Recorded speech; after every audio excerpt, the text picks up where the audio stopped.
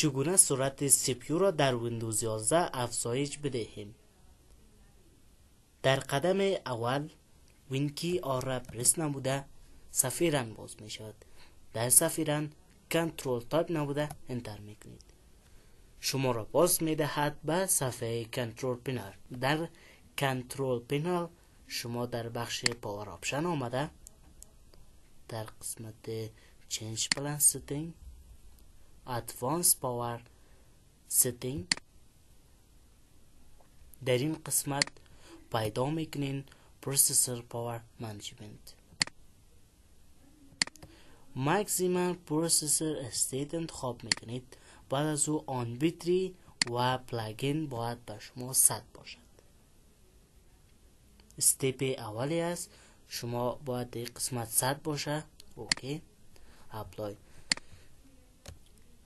استپ دوم در بخش استارت منیو آمده سیستم کانفیگوریشن در تپ بوت در ادوانس بعد از اون نمبر آف پروسسور و آخرین نمبری که می باشه انتخاب میکنید. اوکی اپلای اوکی و بعدا شما ریستارت میکنید. زمانی که ریستارت میکنید سرعت سی پی یو شما در ویندوز 11 افزایش مییابد.